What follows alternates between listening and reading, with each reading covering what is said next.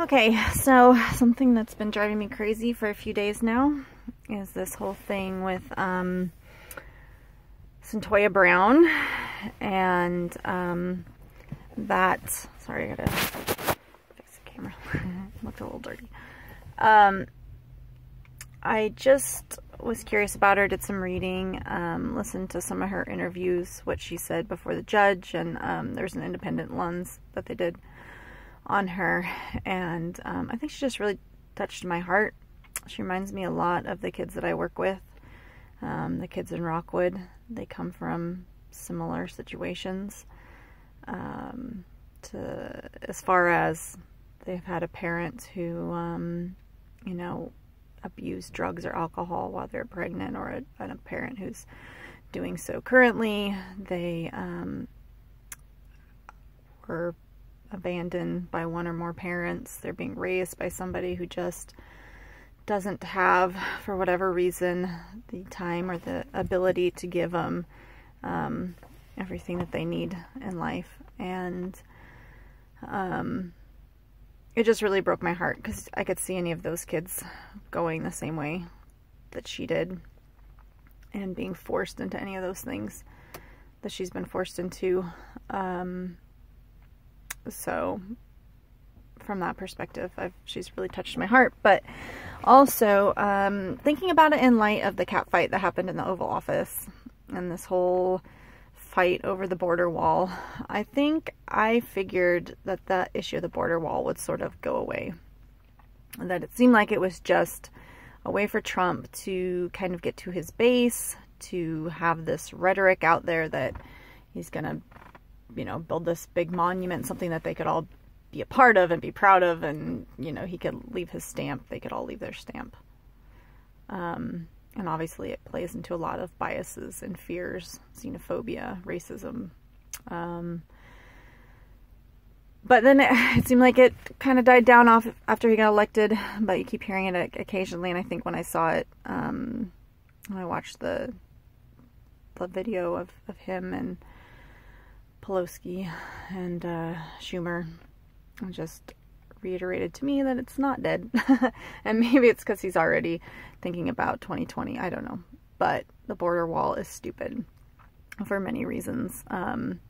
It's not going to keep the drugs out. That's not how drugs are getting in. Maybe a few, maybe a trickle, but most of them are coming in through, well, legal means. I mean, it's people that have their papers that are bringing them in, or they're dropping them from planes, or I guess even drones. I understand they're doing that now.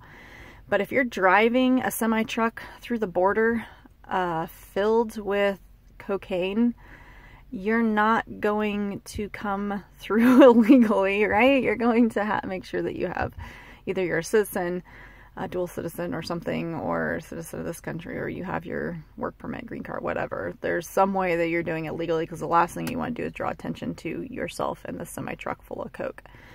And so it's just stupid. And it's expensive. And the other thing is too, he said the 10 terrorists. I did some digging, because I was like, seriously, there's terrorists are coming across the border? I think we would hear more about that. But the only thing I could find, the State Department put out a thing that on any given day, they stop 10 people from entering the U.S. And that's from anywhere in the world. And it sounds like it's mostly when people try to fly in from other countries and they're on a no-fly list or something like that, then they get blocked and they can't come in. But I couldn't find any record, and the State Department hadn't said anything about terrorists coming across the border. And again, I mean, I think we all know that that's not how terrorist organizations have worked in the past. Again, they come here legally, like the, you know, the 9/11 hijackers. They were here on student visas, I believe. Or now, I mean, they're radicalizing from within our borders, they're recruiting from within our borders, American citizens. So that's another dumb argument. I can't remember. Oh, the diseases. That was another very stupid argument. I don't know if Trump has any idea how many people come in and out across the border every day. If you go down to Tijuana or Mexicali, you've got people who live in San Diego who go down to Tijuana to, you know, get their prescription drugs, get their teeth cleaned, things like that. Every day, the lines are crazy coming in and out of that border. mostly coming out of Mexico, because honestly, to go into Mexico, nobody cares. They just wave you through. Or you got people that live and work. They work in Calexico, but they live in Mexicali, so they're coming across that border too. I mean, plus all the international flights. If diseases are coming in, it's not just from migrants trying to come up. Yes, some of them are sick, like we saw in the case of that girl that just died, the 7-year-old, very tragically. But, you know, I think it's just ridiculous to say that they're the only ones who are bringing diseases back and forth. Obviously, there's so much travel back and forth for tourism and other things that it's just dumb. So my whole point with all this, and coming back to Cyntoia Brown, is thinking about the fact that we want to build this wall that, well, some people want to build it, obviously.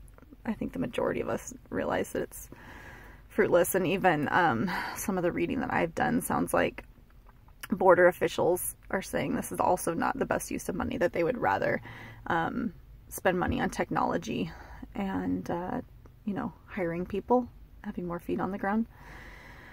So why are we building a wall when we should be building a foundation for young people in this country like Cyntoia Brown? Because all she needed in life was a foundation, a stronger foundation to give her a chance, you know? And she still needs it now. And I think she's been able to get some education, and that's amazing. And if that had been in place when she was younger, I think it could have all been avoided. And I think for so many other kids, like the kids I work with in Rockwood, if they're just given that chance, and if we could just pour some money into making sure these kids have foundations, that is money well spent. The billions we spend on a wall are not going to make a difference.